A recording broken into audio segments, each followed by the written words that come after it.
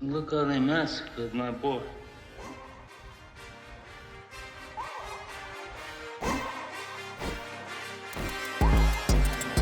Ladies and gentlemen, welcome to a new episode of Real Business Roundtable. We are very excited on this show today. Today we have a new release of the JOCKO on the go, ready to drink protein. Today's new release flavor is the raspberry gelato. We're gonna give this thing a taste test. This is not my first time trying it, and I can tell you right now, It's not mine either. It is but the best flavor. For the show, I'm gonna pretend. Ooh, Yeah. Look at this wonderful flavor. Thank you, Mr. Willing. A master at work.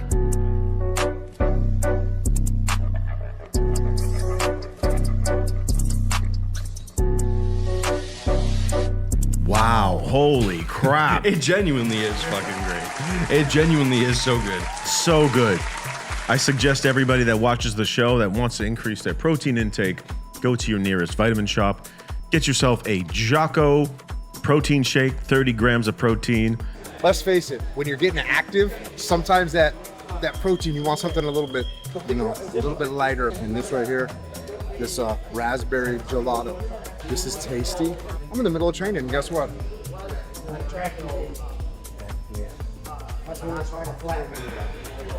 That was about 7 grams of protein in that sip right there. And I'm still gonna go roll. Let's go. Check it out. This is great. It's delicious. I love it.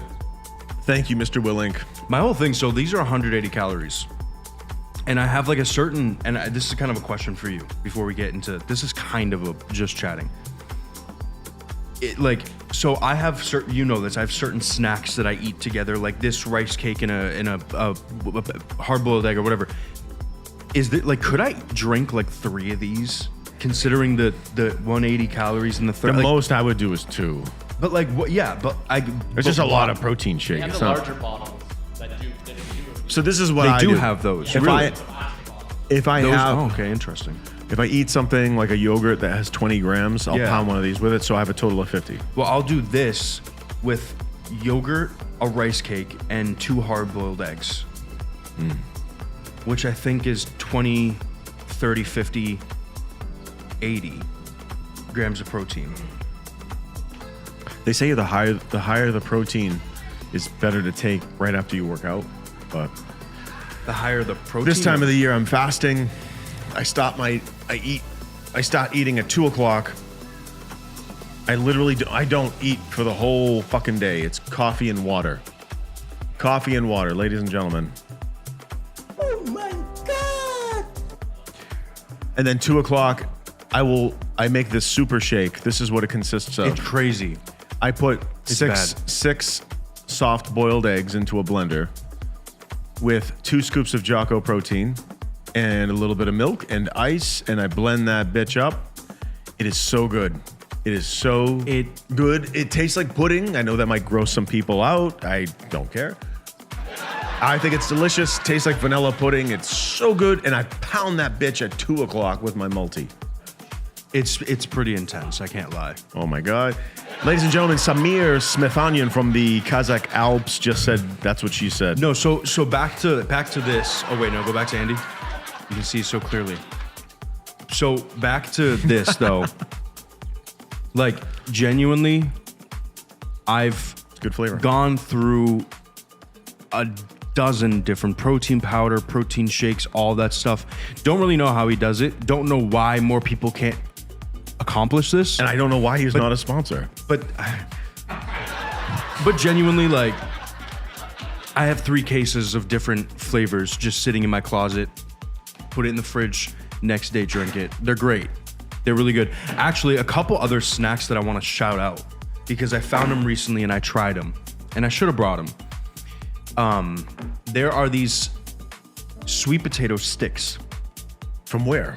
From Costco, and I got them off Amazon. I'll show you. I'm thinking Whole Foods. I'm like, who? Wow. No, I always- wish. I I'm don't always think in they that. are. I'm always in that chip aisle.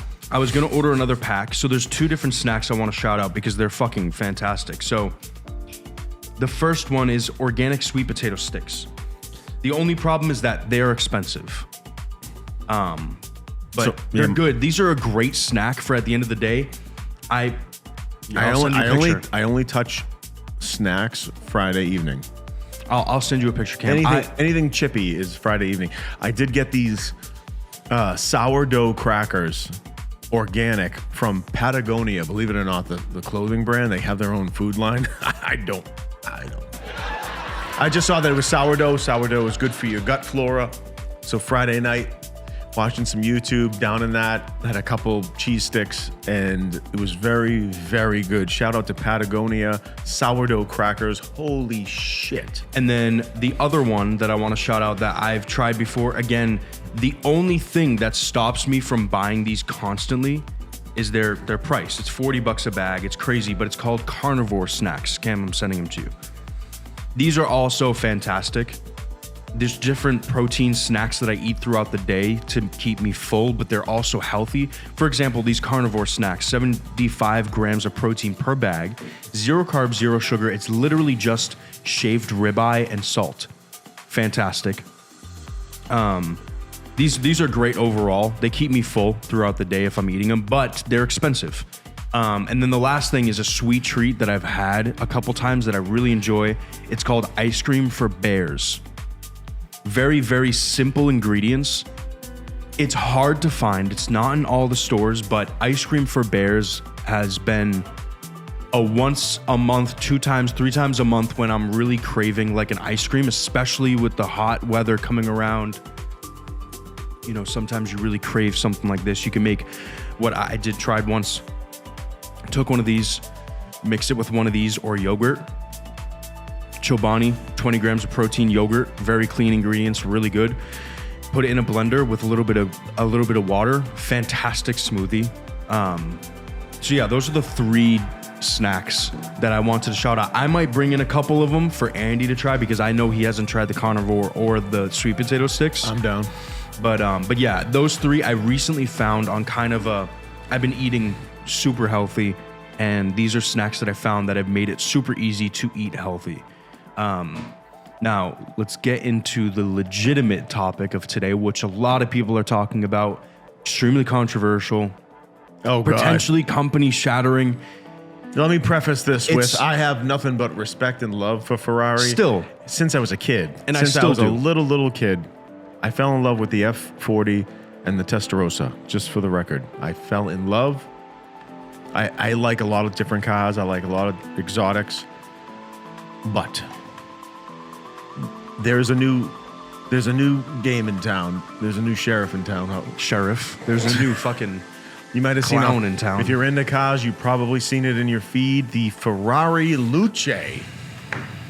Let's talk about it. Let's talk about it. So Ferrari came out with an all-electric vehicle that is getting backlash crazy, and the stock is dropping by so far as 8%. To my understanding, the stock has dropped, and a lot of people are very angry because the vehicle's design doesn't really have that Ferrari DNA. Allegedly, this is other people's opinion.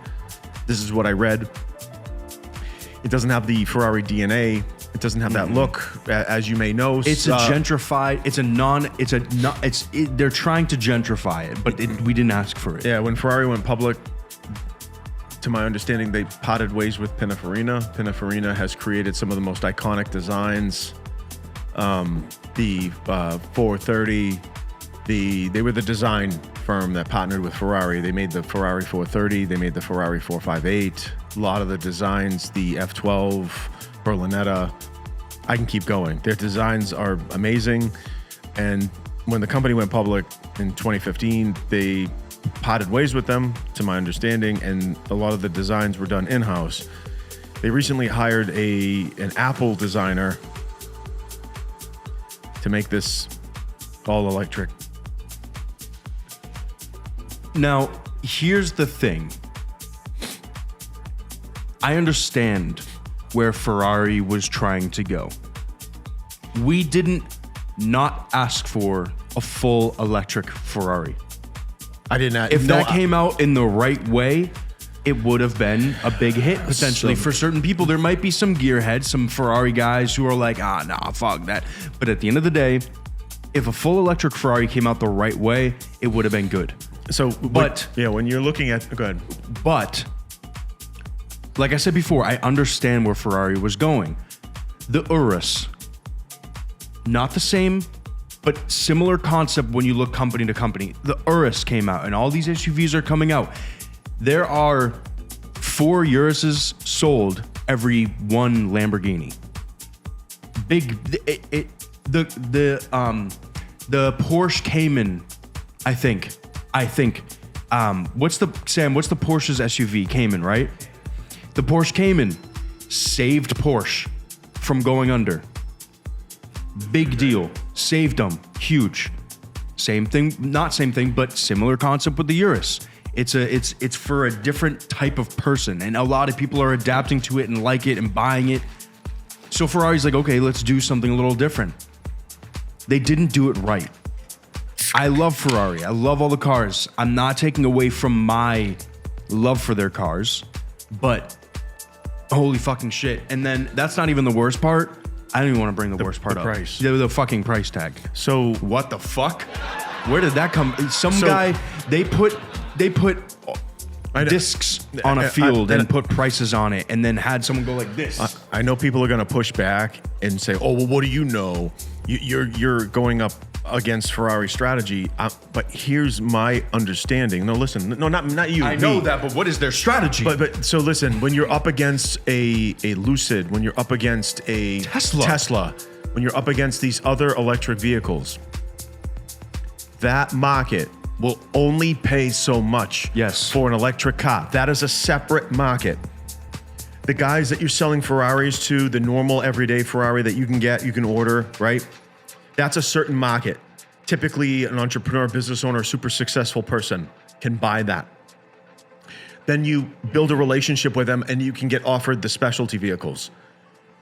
That market, typically, if you understand that market, your customer, to pay that price for something that goes to a different market that won't pay $680,000, however much. What's the sticker on it? 680. $680,000. Now. But if you go to someone and say, hey, you can have an SF90 or whatever, what would you rather have? Most of the Ferrari customers, versus probably all, are going to say, I want the SF90. I want a combustion engine.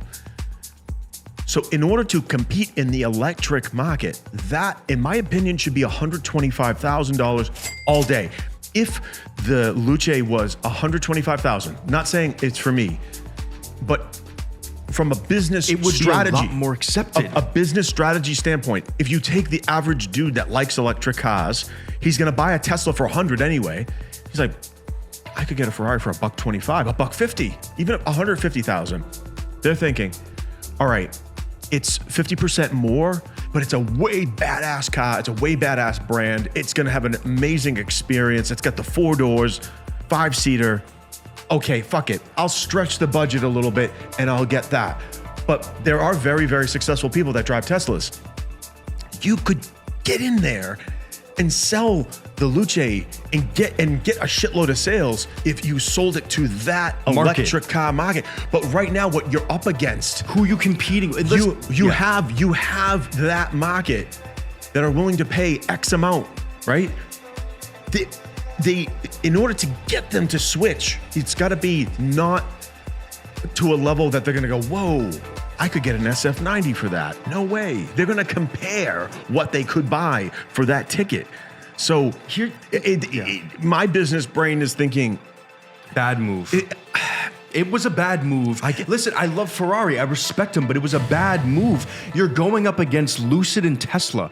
There's no other difference in the car other than the logo, which I get. If Rolls-Royce came out with a similar car, they'd probably have a price tag that's half of what the new... If it had an exotic car design, like some of the cars that Sam has showed us, maybe you could get more. But the problem with that, and I was going to get into this, if you want to, and if Ferrari's goal was to create a hypercar with batteries, yes, that's fine. But that doesn't look like a hypercar. But you can't, because of the batteries. The chassis these days with hypercars, the way they are, can't fit the batteries in order to achieve the 1200 horsepower. It doesn't work. That's why like you just don't see it that often, because it just doesn't work with engineering right now. But the thing is blatantly Ferrari is trying to compete with the Teslas, the Luces, the high-end ones, which are 150, 180. But when I glance at the Luce, forget I don't know if it's Ferrari, I think of like a Toyota.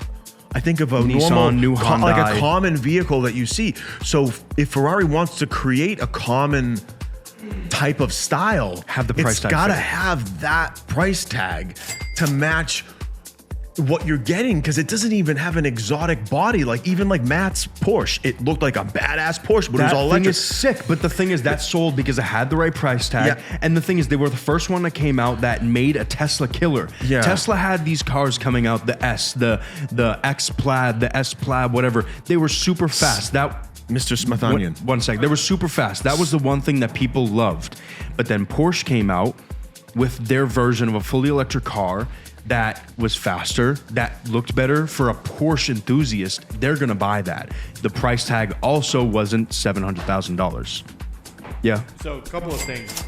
The only thing about the Luce, the suicide doors look sick. Oh, perfect. I will say that. Beautiful. Other than that, the sorry. interior. There I are love certain things about the car that I like. I love the. I'm not gonna bullshit. The Ferrari Luce, as long as I don't care about the backlash it's getting, I'm gonna give you an honest opinion. Yeah. The interior, the steering wheel, it's got that old time look to it. The interior is absolutely beautiful. The 5 seating is amazing. It's cool. The way the doors open, awesome.